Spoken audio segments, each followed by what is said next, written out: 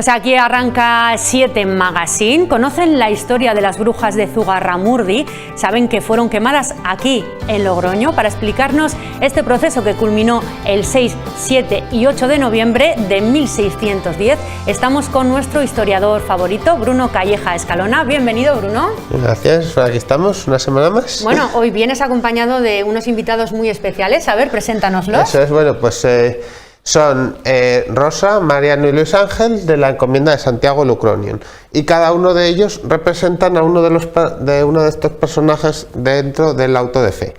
Empezamos con Rosa, que es Estefanía de Navarcorena, una de las primeras personas que fueron detenidas en Zugarramurdi en enero de 1609. Continuamos, Mariano, que es Miguel de Goiburu, que es uno de... Bueno, después de que estas personas son apresadas, varios vecinos de la localidad de Zugarramurdi bajan a Logroño a pedir explicaciones sobre qué ha sido de sus familiares, por qué han sido detenidos, incluso a defenderse de las acusaciones de brujería. Y concluimos con Luis Ángel, que es Fray Gaspar de Palencia, guardián del monasterio de San Francisco y consultor del Santo Oficio de la Inquisición de Logroño, la institución que juzgó y finalmente condenó a estas personas.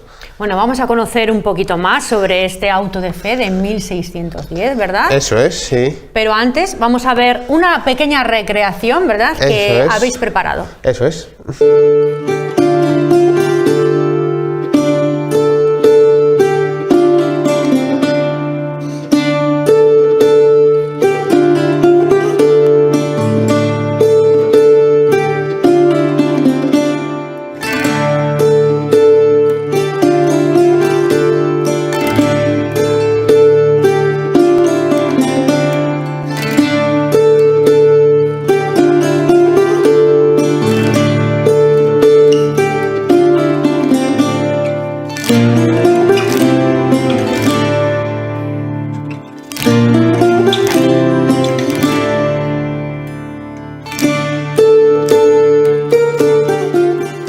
Bueno, Bruno, cuéntanos qué momento de la historia es este que podemos ver en el vídeo. Bueno, pues como hemos dicho, que aunque el auto de fe empezó o tuvo lugar aquí en los 6, 7 y 8 de noviembre de 1610, es una historia que había comenzado como 2 años antes. En el vídeo estamos viendo el traslado de esas primeras 4 personas que fueron acusadas de brujería a inicios de 1609. Pero para conocer el inicio de por qué se dio este suceso, debemos retrotraernos un poco más atrás. En el otoño de 1608, o sea, después, regresa a Zugarramurdi una persona, María de Yuretella, que es una joven de 20 años, que había emigrado a Ciboure, una localidad francesa al lado de San Juan de Luz, con sus padres. Y bueno, cuando regresa a su pueblo, Zugarramurdi, empieza a contar historias de que en Francia pues está dando fenómenos, de que hay brujas, de que empiezan a haber aquelarres y reuniones con el demonio. Y afirma que, bueno, que en una de estas reuniones se ha encontrado con otra vecina del pueblo. Claro, bueno, la vecina del pueblo, lógicamente, pues bueno, se sorprende y niega completamente las acusaciones. ¿Qué pasa? Que esta disputa finalmente pues termina por enfrentar a lo que es al pueblo, porque los vecinos, unos los que creen a una y los que creen a otra. Y bueno, se empieza a generar una situación de crispación y bueno, el párroco del pueblo decide pues atajar la situación. ¿Cómo la ataja? Reuniendo a todos los vecinos enfrentados y les pide que hagan las paces. Bueno, en ese momento los vecinos se reconcilian entre sí, los acusados con los no acusados. Pero bueno, no todo era tan fácil, porque cerca de Zugarramurdi, que para quien no lo ubique está en la parte norte de Navarra, es el último pueblo antes de hacer frontera, tenemos el monasterio de Urdax. El monasterio de Urdax en este momento está en manos de Fray León de Araníbar, que es bueno, una persona que cree ciegamente en las historias de brujería, en que cree que estas personas están haciendo algo maléfico y bueno, se molesta en hacerlo saber a los tribunales de la Inquisición. Los tribunales de la Inquisición, lógicamente, pues como ya había habido diferentes procesos anteriormente, se desplazan hasta Zugarramurdi subiendo pues por el camino que estaríamos viendo en la pantalla, que es el puerto de Velati. Suben a Zugarramurdi y finalmente deciden apresar a 4 de esas personas acusadas por brujería, la mayoría de ellas mujeres. Y bueno, las detienen justo a principios de 1609 y las bajan a Logroño. Bueno, desde luego nos podemos imaginar cómo es ese viaje, pues en unas condiciones pues, muy malas, que bueno, pues era invierno, hace mucho frío, bueno, pues ese traslado que llegarán aquí el día a finales de enero de 1609. Es importante también reseñar, ¿no?, la importancia que tenía entonces pues, la religión, ¿no?, sí. La Inquisición y todos esos mitos de brujería que había. Claro, sí, claro, ¿no? Porque desde luego, claro, al fin y al cabo sí, empiezan a acusar de brujería, pues la mayoría de estas personas pues eran gente que conocía los poderes de las plantas o que tenía, pues que sabía curar, o muchas veces simplemente eran rencillas entre vecinos, que bueno, pues de una manera u otra empezaban a acusarse pues por las tierras de uno, por las tierras de otro, y terminaban llegando a procesos como estos. Pero en ese momento el Tribunal de la Santa Inquisición era juez y parte, ¿no?, de todas estas rencillas, claro, en muchos casos. Sí, claro, no, desde luego, o sea, la Inquisición, cuando bajan estas personas aquí, el proceso queda en manos de 2 inquisidores, primeramente, que realmente creen lo que se ha dicho, lo que se está acusando a estas personas, y bueno, deciden meterlas en la cárcel. Unos días después, gente del pueblo de Zugarramurdi, al ver lo que ha ocurrido, tampoco entienden muy bien lo que está ocurriendo, algunos de ellos, de los que han participado en la iglesia, en concreto 6 personas más, deciden emprender un viaje desde Zugarramurdi hasta Logroño para intentar defenderse, intentar explicar lo que ha ocurrido. Pero bueno, cuando llegan aquí, pues lo primero que tenemos que ver, pues que su cultura, su forma de vestir, su forma de hablar es bastante diferente. Bueno, se dice que el tribunal los escucha, pero al final decide meterlos con sus familiares en la cárcel.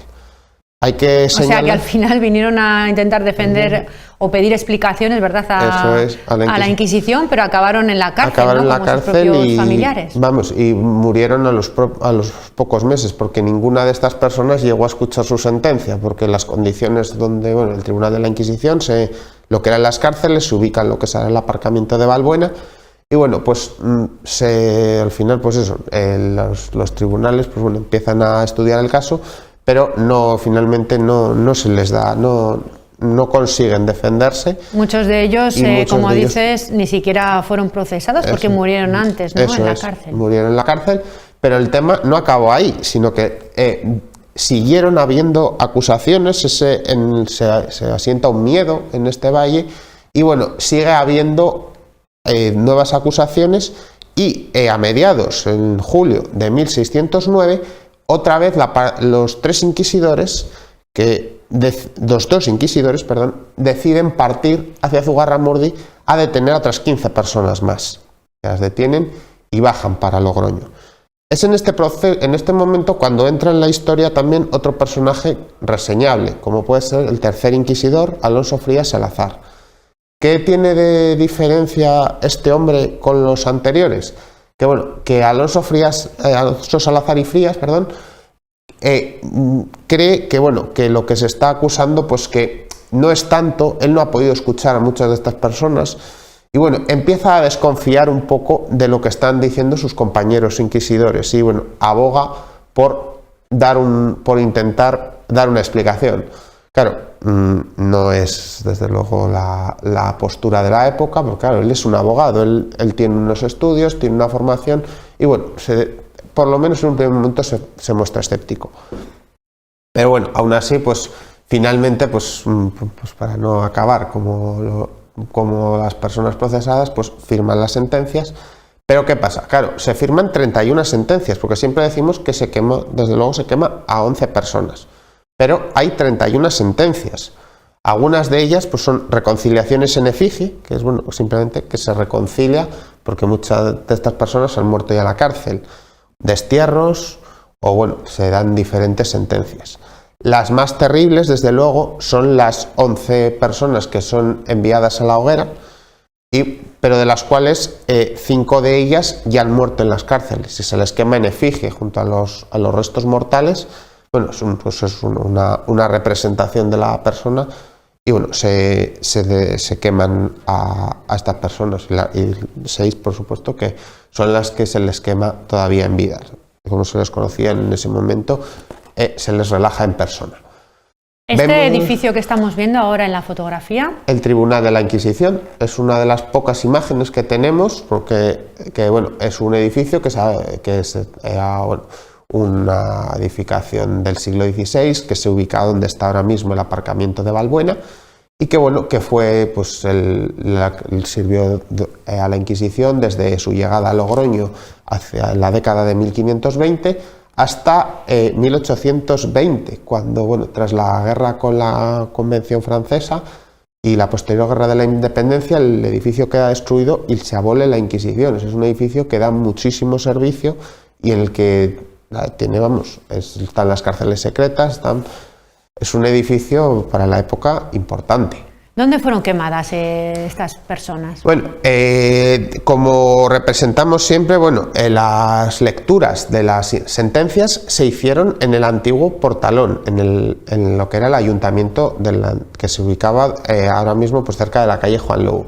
Pero en realidad estas personas no fueron quemadas ahí. Se hizo una gran procesión en la que, bueno, acompañaban pues todas las órdenes de los diferentes conventos y los que estaban asentados aquí, encabezado por el estandarte con la cruz verde de la Inquisición, que creo que la tenemos por ahí en alguna imagen, y eran conducidas hacia el cementerio, que ahora mismo está el cementerio, en aquel momento no estaba ahí, y eso era el lugar de los quemados, se llamaba, porque bueno, se les quemaba fuera de la ciudad.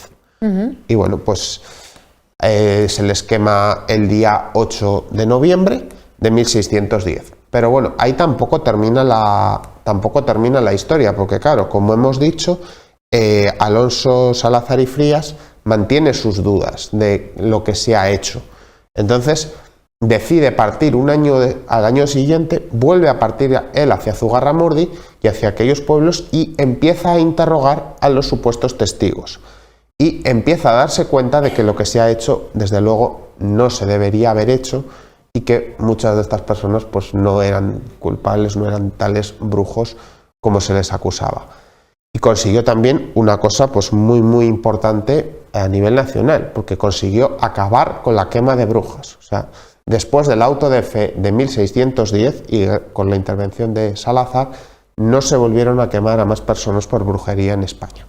Bueno, muy importante ese proceso, ¿verdad?, que se celebró aquí en Logroño, que se conmemora con una serie de actividades, ¿verdad?, sí, este próximo fin de semana. Sí, bueno, hay una serie de actividades, entre otras, bueno, se va a hacer en el Bosque de la Memoria el día 6 a las 12, pues mis amigos de la Encomienda Santiago Lucronium y 20 personas significativas de la ciudad leerán esas 31 sentencias, esos 31 nombres de aquellas 31 personas que tuvieron diferentes sentencias y que fueron condenadas a diferentes penas.